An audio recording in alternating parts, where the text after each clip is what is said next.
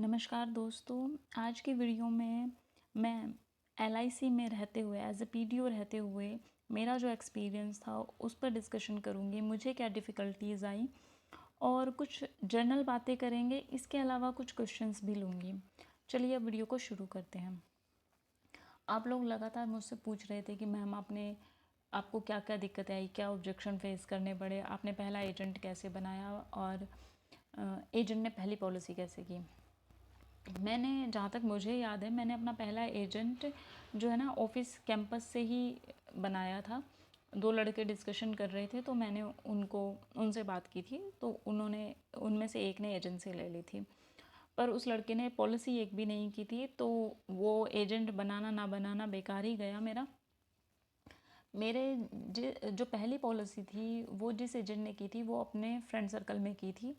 और नॉर्मली यही होता है कि मोस्टली एजेंट जो होते हैं ना अपने फ्रेंड्स, रिलेटिव्स या किसी जान पहचान में या पड़ोसी के ही हम पहली पॉलिसी करते हैं, क्योंकि पहली पॉलिसी में उतना ज़्यादा कॉन्फिडेंस भी नहीं आता और थोड़ा सा ये रहता है कि पता नहीं सामने वाला कैसे रिएक्ट करेगा, तो वो पहले वहीं पे जाते हैं जहाँ पे उन्हें ये पता होता है कि यहाँ से पॉलिसी पक्का हो जाएगी। तो ये वाली एक चीज़ है। और जहाँ तक बात रही कि मुझे क्या दिक्कतें आई, मुझे क्या ऑब्जेक्शन फेस करने पड़े, देखिए इन सब का जो एक रीज़न था ना वो मैं बता देती हूँ। सबसे बड़ी जो दिक्कत थी वो ये थी कि ट्रेनिंग नहीं मिली थी कि प्रैक्टिकली कैसे काम किया जाता है।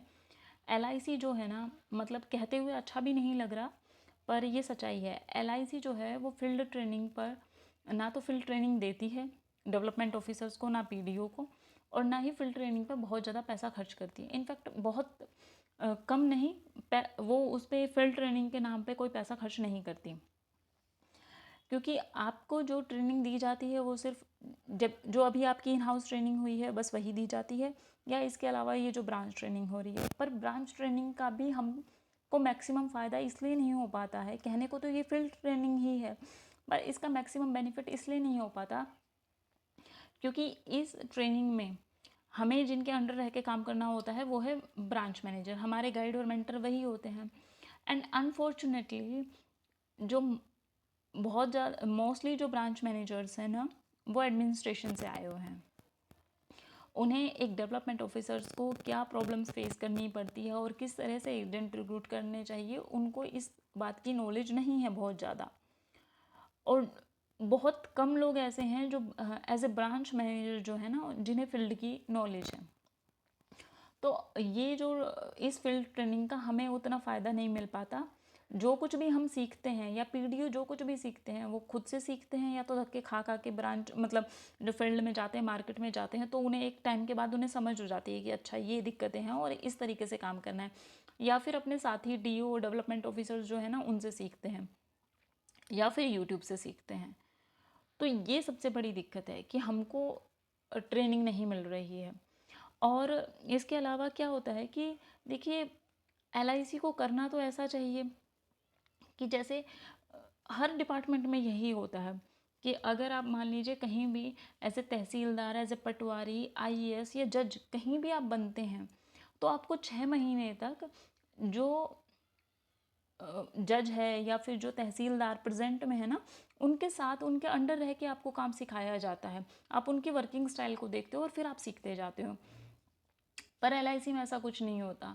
हमें मैक्सिमम बेनिफिट इस ब्रांच ट्रेनिंग का तब होता अगर जो एलआईसी हमें किसी एसबीए या कंफर्म डेवलपमेंट ऑफिसर जो मतलब टॉप का है ब्रांच में, उस कंफर्म डेवलपमेंट ऑफिसर के साथ अगर हमें ये कर दे कि पूरा दिन आप इन्हीं के साथ रहोगे और इनकी वर्किंग स्टाइल को देखोगे, तो हम बहुत कुछ सीख जाएं।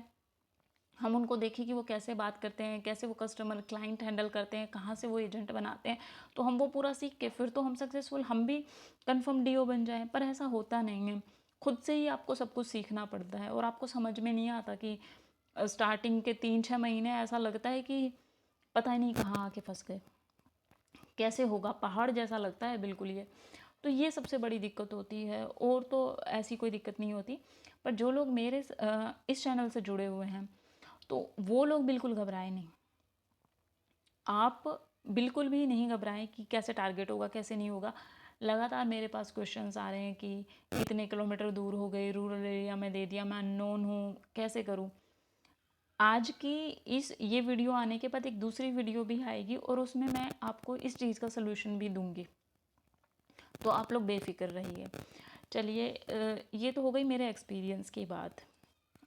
अब एक जो मैंने कल वीडियो जो अपलोड की थी एजेंट के रजिस्ट्रेशन को लेकर, तो उसमें कुछ डाउट आ रहे हैं और कुछ क्वेश्चंस भी आए हैं। तो एक बार मैं वो पूरी प्रोसेस आप लोगों को दोबारा से बता देती हूँ, सो दैट आपके माइंड में कोई भी डाउट ना रहे। देखिए, सबसे पहले क्या करना है, सबसे पहले आपको कटवानी है एमआर की फुल फॉर्म होती है मिसलेनियस रिसीट। ये कैश काउंटर से कटेगी, और जब आप इसको कटवाने जाएंगे ना, तो एक छोटे से पेपर पे आप 4 चीज़ें लिख के जाएंगे, मतलब एक पर्ची सी बनाएंगे, वो आपको कैश काउंटर पे देनी है। उस स्लिप में आप क्या लिखेंगे, डीओ कोड लिखेंगे, एजेंट का नाम लिखेंगे, जो अकाउंट कोड है वो लिखना है। वो मैंने अपने टेलीग्राम पे शेयर कर दिया है। आप ये देख लीजिए कि वो account code, I am not sure कि वो सभी ब्रांचेस के लिए और डिविजन्स के लिए सेम ही है या वो अलग है। मेरे हिसाब से तो वो सेम होना चाहिए। और एक है अमाउंट, जो कि 150 रुपये रहेगी। तो आप सबसे पहले जो प्रोसीजर रहेगी वो होगा एमआर कटवाना। एमआर कटवाने के बाद आप एजेंट का रजिस्ट्रेशन करेंगे, जो मैंने कल आपको सिखाया, और एजेंसी स्पॉन्सरशिप का फॉर्म फिल करेंगे।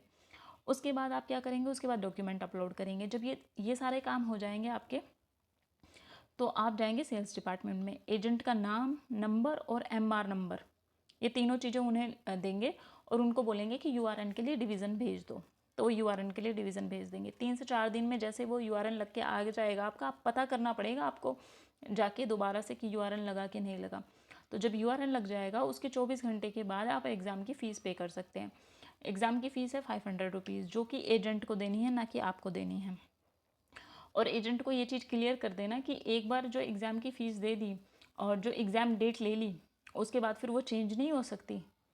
और अगर आप एग्ज़ाम देने भी नहीं गए ना, तो भी दोबारा से अगर आपको एग्ज़ाम देना होगा, तो फिर वो 500 रुपीज़ फिर से पे करने होंगे। तो ये बहुत क्लियरली उनको मेंशन कर देना कि अच्छे से पढ़ लो, फेल नहीं होना, क्योंकि फिर से 500 रुपये आपको फिर से लगेंगे। तो ये चीज़ हुई। फ़ीस पे करने के बाद आप एग्ज़ाम की डेट और स्लॉट ले सकते हो। एग्ज़ाम पास हो जाएगा, उसके बाद ब्रांच में एजेंसी का फॉर्म होगा, जो ब्रांच से ही मिल जाता है। तो वो फॉर्म आप फिल करेंगे, उसमें फ़ोटो वगैरह लगाएंगे, एजेंट की सिग्नेचर वगैरह होंगे, पूरा फॉर्म फिल करेंगे। तो और मेरे पास रिक्वेस्ट आई थी कि वो फॉर्म भी मैं फिल करके दिखा दूँ। एक्चुअली मेरे पास ना अभी वो फॉर्म है नहीं, और बहुत नॉमिनल सा होता है। आप लोग सब इतना तो एग्ज़ाम क्लियर करके आए हैं, अपने ऊपर कॉन्फिडेंस रखिए। कुछ नहीं है, जैसे जैसे वो नेम लिखा होगा तो नेम भर दीजिए, ईमेल लिखा होगा तो ईमेल फिल कर दीजिए। और एक बार ना किसी कंफर्म डीयू का देख लीजिए, 2019 बैच के जो डीयू हैं उनसे देख लीजिए एक बार कैसे भरते हैं, और उसकी फ़ोटो क्लिक करके रख लीजिए, तो आपका काम आसान हो जाएगा। तो ये चीज़ करनी है। और उसके साथ जो मैंने कल 7 डॉक्यूमेंट बताए थे इस एजेंसी फॉर्म के साथ, वो लगा दीजिए। 10th की मार्कशीट, आधार, पैन, जो रिज़ल्ट की कॉपी है वो, बैंक अकाउंट डिटेल, और इसके अलावा ट्रेनिंग सर्टिफिकेट। तो ट्रेनिंग सर्टिफिकेट कहाँ से बनता है, कैसे बनता है, मैंने वो नंबर शेयर कर दिया अपने टेलीग्राम ग्रुप पे। तो इसीलिए मैं कहती हूँ आप टेलीग्राम ग्रुप चेक कर लीजिए, क्योंकि यूट्यूब पे तो सारी चीज़ें मैं आपको प्रोवाइड वैसे भी नहीं करा सकती। तो टेलीग्राम ग्रुप पे जो भी पीडीएफ वगैरह जो भी कुछ होता है वो मैं वहाँ पे शेयर कर देती हूँ। तो आई होप अब वो जो रजिस्ट्रेशन की पूरी या एजेंसी कोड किस तरीके से लगते हैं, वो पूरी प्रोसेस आपको क्लियर हो चुकी होगी। इसके अलावा एक क्वेश्चन मेरे पास बहुत पहले आया था योगेश जी का, जब मैंने वीडियोस बनाना शुरू ही किया था, तब उन्होंने मुझसे पूछा था कि एजेंट काम ना करे तो क्या करे। देखिए, एजेंट काम ना करे तो आपके पास 2 ऑप्शंस हैं। पहला ऑप्शन तो ये है कि उससे रीज़न पूछो, एक इनफॉर्मल मीटिंग करो एजेंट के साथ, चाहे चाय पियो, चाहे कॉफ़ी पियो, चाहे उनके घर पे जाओ, चाहे कुछ भी करो, पर एक थोड़ी सी सेमी फॉर्मल, ठीक है, थोड़ी इनफॉर्मल मीटिंग रखो उनके साथ और उनसे रीज़न पूछो कि क्या दिक्कतें आ रही है, क्यों पॉलिसी नहीं ला रहे हो, या तो आप उनकी वो दिक्कत को रिजॉल्व कर दीजिए। ठीक है। अब दूसरा सिनेरियो ये हो सकता है कि एजेंट आपसे कहे कि मुझे तो पॉलिसी करने में कोई इंटरेस्ट नहीं है, मैं पॉलिसी नहीं कर सकता। तो आप उसको थोड़ा सा ये कन्विंस कर सकते हो कि ठीक है, पॉलिसी मत करो, तुम मेरे लिए एजेंट बना के दे दो। तो आप उससे एजेंट बनवा सकते हैं। जो एजेंट काम नहीं करता उससे आप अपने एजेंट बनवा लीजिए, उनको कह दीजिए कि एजेंट बना के दे दो। तो ये नेगोशिएशन की जा सकती है, और ये नेगोशिएशन मतलब मैंने ये काम किया था प्रैक्टिकली, और ये काफ़ी यूज़फुल भी रहा। तो ये आप कर सकते हैं।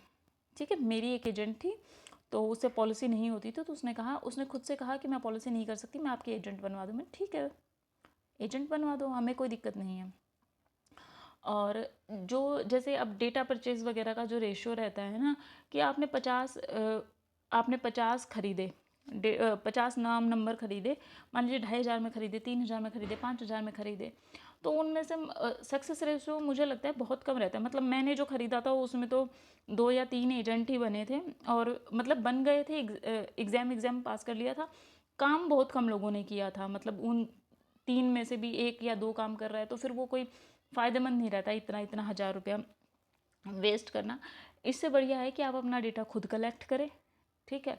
और आप ना रेफरेंस से एजेंसी लगवा लीजिए, अपने एजेंट को बोल दीजिए कि आप एजेंट बना के दे दो, या आप मतलब जो भी मैंने पहले भी बताया हुआ है पिछली वीडियोस में कि किस तरीके से आप एजेंट बना सकते हो, तो वो वीडियोस देख लीजिएगा आप। तो एक तो ये चीज़ हो गई। दूसरा ये है कि एक असिस्टेंट रख लीजिए, अपने एजेंट को ही अपना असिस्टेंट बना लीजिए। ये इसलिए कह रही हूँ कि देखिए, अपने को ना थोड़ा स्मार्टली काम करना है, गधा मजदूरी नहीं करनी। हम सब ना गधा मजदूरी में लग जाते हैं। इनिशियल डेज में मैं भी लग गई थी, पर मुझे फिर बहुत जल्दी ये समझ में आ गया कि ये गधा मजदूरी मैं नहीं करूँगी। अब देखिए, आज आप डेवलपमेंट ऑफिसर हैं, आप पॉलिसी का फॉर्म भी 300 नंबर भी आप खुद ही भरेंगे, ठीक है। उसके बाद उसको लाइन में लग के भी आप खुद ही जमा करवाएंगे, फिर वो टाइप हो जाएगा तो फिर आप चेक करेंगे कि कोई मिस्टेक तो नहीं है, फिर उसके बाद कैश काउंटर पे जाएंगे। आपका तो मतलब आप पूरी तरह से एग्जॉस्ट हो जाएंगे, और आपके पास जो आपका जो मेन काम है ना एजेंसी रिक्रूटमेंट का, उसके लिए समय नहीं मिलेगा। और जो बच्चे पढ़ाई कर रहे हैं ना अभी, उन्हें एग्जाम के लिए समय नहीं मिलेगा, मतलब प्रिपरेशन के लिए समय नहीं मिलेगा। तो अपने को क्या क्या करना है अपने को। और अगर आप जो ये सोच रहे हैं कि मैं एजेंट को ही कहूँगा कि तुम ही लाइन में लगो, तुम्हारी ही पॉलिसी है और ये करो, तो अपने एजेंट से ये सब मत करवाना प्लीज़। अपने एजेंट को फ्रीडम दो इतनी कि वो पॉलिसी पे फोकस कर सके, और ऑफिस का जो जितना भी वर्क है ना, वो आप खुद से हैंडल कर सको। और हैंडल कैसे करोगे? हैंडल तभी करोगे जब आप एक असिस्टेंट रख लोगे। अपना एक एजेंट लो, उसको काम वाम सिखा दो, और उसको 6-7 हज़ार रुपये में अपने साथ रख लो। बट उसके साथ कुछ चीज़ों की थोड़ी सी केयरफुल रहना। एक तो ये है कि टाइमिंग को लेके बहुत स्ट्रिक्ट आप रहेंगे, कि 10 बजे आना है, 10 बजे ऑफिस स्टार्ट होता है, तो मतलब पौने 10 बजे तक असिस्टेंट आपके वहाँ पे पहुँच जाना चाहिए, 9:30 बजे जो भी हो। और उसके बाद उसको 4-5 या जो भी ऑफिस टाइमिंग है तब तक। सैटरडे संडे उसका ऑफ रहता है, तो आप ऐसा भी कर सकते हैं कि सैटरडे को उसे बोल दे कि वो एजेंट बना के दे दे आपको, चाहे वो 1 घंटे में बनाए, चाहे वो पूरे दिन में बनाए, वो उसकी दिक्कत है। तो आप ये चीज़ भी कर सकते हैं, ठीक है ना। तो इससे होगा क्या, इससे ना आपको बहुत ज़्यादा सहूलियत हो जाएगी। आपको लाइन में लगना पड़ेगा, क्योंकि डेवलपमेंट ऑफिसर्स के लिए कैश काउंटर पे कोई अलग से लाइन नहीं होती। उनको जो कस्टमर्स आ रहे होते हैं ना, उन्हीं के साथ लाइन में लगना होता है, और वो बहुत ही अजीब सी फीलिंग होती है, थोड़ा एम्बेरसमेंट भी आती है। तो उन सब चीज़ों से आप बच जाएंगे। और अगर कोई मान लीजिए कोई पार्टी या कोई आपके आपके लिए आपके पास कोई मीटिंग के लिए आया है, तो फिर आप कैसे हैंडल करोगे? तो असिस्टेंट रहेगा ना आपके पास, तो आप बहुत इजीली हैंडल कर पाओगे। आप अपना फोकस कर पाओगे अपनी पढ़ाई पे, अपनी एजेंसी रिक्रूटमेंट पे, और अगर आपसे कोई मीटिंग के लिए आ रहा है तो आप उनको देख पाओगे। तो एक सही हो जाता है। आपके 5-6-7 हज़ार रुपये खर्च तो होंगे, बट यकीन मानिए वो 5-6-7 हज़ार खर्च करना वर्थ इट होगा।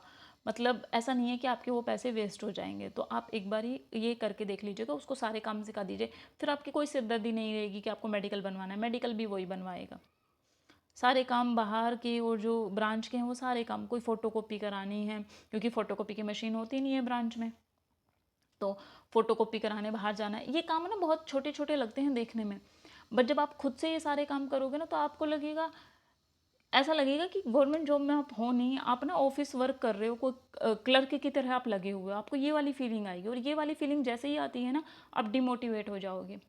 तो उन सब से बचने के लिए मैं आपको ये चीज़ बता रही हूँ।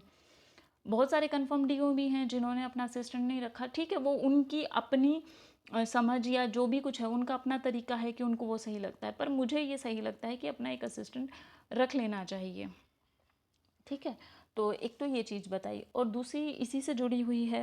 वीडियो ये थोड़ी सी लंबी रहेगी, आपको पेशेंस दिखाना होगा, क्योंकि मैं ये बहुत छोटी छोटी बातें जो है ना, ये आपको शायद कोई और नहीं बताएगा, पर मैं इसलिए बता दे रही हूँ क्योंकि आप नए बच्चे हो, और शायद आपको कोई और ना बताए, तो as a teacher, as a mentor, बड़ी बहन कह लो, मेरी ये ड्यूटी बनती है कि मैं आपको ये सब चीज़ें बताऊं। और इसी से जुड़ी हुई एक बात ये है कि अपना जो एजेंट है या असिस्टेंट है, प्लीज़ उसके साथ एक दूरी रखें। कभी भी जो आपके प्रोफेशनल लाइफ के जो भी कॉन्टैक्ट्स हैं या रिलेशंस हैं, उनको अपनी पर्सनल लाइफ में एंटर नहीं करने दीजिए। वहाँ बिल्कुल एक क्लियर बाउंड्री होनी चाहिए कि ये मेरा स्पेस है, आप इसमें एंटर नहीं कर सकते। कुछ लोग ट्राई करेंगे एंटर करने की, बट आपको वो स्ट्रिक्टनेस वहाँ पे दिखानी पड़ेगी, इमोशनली बहुत ज़्यादा स्ट्रॉन्ग होना पड़ेगा आपको। मैं अपने एक्सपीरियंस से ये चीज़ें आपको कह रही हूँ, लड़कियों को भी कह रही हूँ, लड़कों को भी कह रही हूँ, क्योंकि कुछ बच्चे बहुत ज़्यादा नाइव होते हैं, भोले होते हैं, उनको दुनियादारी की इतनी ज़्यादा समझ नहीं होती, वो इजीली यकीन कर लेते हैं अगर कोई इस तरीके से अच्छा बन के दिखा रहा है। तो प्लीज़ वहाँ पे आप रहिए। और अपने असिस्टेंट को, लड़कियों, अगर आप लड़की असिस्टेंट रख रहे हो तो उसकी सहेली मत बन जाना प्लीज़, क्योंकि जब आप उनको उसकी सहेली बन जाएंगे, आप उसके साथ फ्रेंडली हो जाएंगे ना, तो फिर वहाँ पे प्रॉब्लम क्रिएट होनी शुरू हो जाएगी। धीरे धीरे धीरे आपको पता भी नहीं चलेगा कि ये कब कैसे हो गया, पर वो धीरे धीरे होना, वो लिबर्टी लेने लग जाते हैं फिर एक। तो उनको ये कहिए कि आप डीओ, मैं डीओ हूँ और आप एजेंट है, और ये बिल्कुल सेट होना चाहिए। इसमें कोई मतलब कोताही नहीं होनी चाहिए। अब जैसे ही आपको फील होना कि वो बाउंड्री क्रॉस हो रही है, वहीं पे उनको टोक दीजिए। मैं ये नहीं कह रही कि आप अपने एजेंट के साथ रूड हो जाइए, मैं ये कह रही हूँ आप अपने एजेंट के साथ फ्रेंडली रहिए, पर एक जो बाउंड्री होती है ना, बहुत थिन जो लेयर होती है, आप वो कभी किसी को क्रॉस मत करने दीजिए, जो आपका अपना स्पेस है। ठीक है, तो ये चीज़ आपका बहुत ज़्यादा ध्यान रखिए।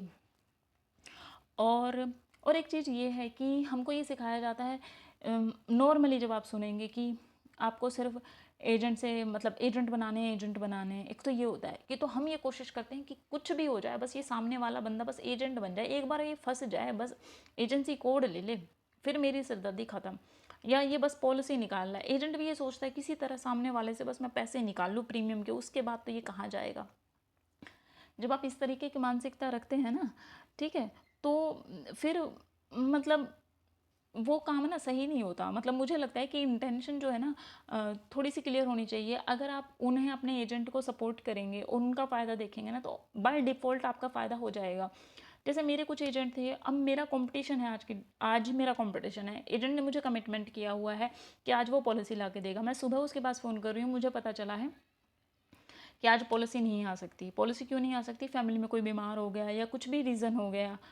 तो as a DO, as a mentor उनका, मुझे समझना पड़ेगा उनकी प्रॉब्लम्स को। मैं उनसे ये नहीं कह सकती कि भाई मुझे कोई मतलब नहीं है, तुमने कमिटमेंट किया था और मैंने ब्रांच मैनेजर को कमिटमेंट किया हुआ है, तो भाई तुम ला के दो पॉलिसी, मुझे नहीं पता कैसे ला के दोगे।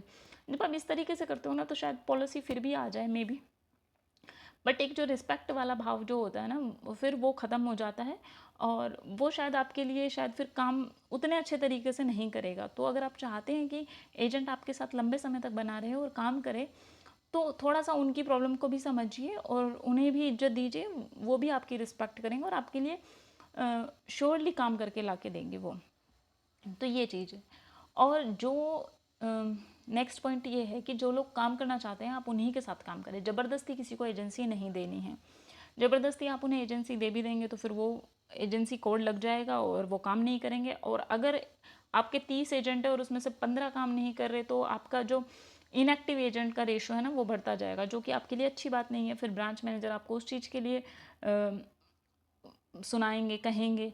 और जब आपकी वो जो पूरा डेटा निकल के आता है ना सभी ब्रांच डेवलपमेंट ऑफिसर्स का, कि कितने एजेंट आज बनाए, कितने इनएक्टिव हैं, कितने ने कितनी पॉलिसी करी, तो फिर वो अच्छा नहीं रहेगा। मतलब एक रिकॉर्ड थोड़ा ख़राब होता है, तो वो चीज़ मत करिए। जो लोग काम करना चाहते हैं ना, उन्हीं के साथ काम करिए। और अब आप ये कैसे देखेंगे कि एक एजेंट अच्छा एजेंट बनेगा कि नहीं बनेगा?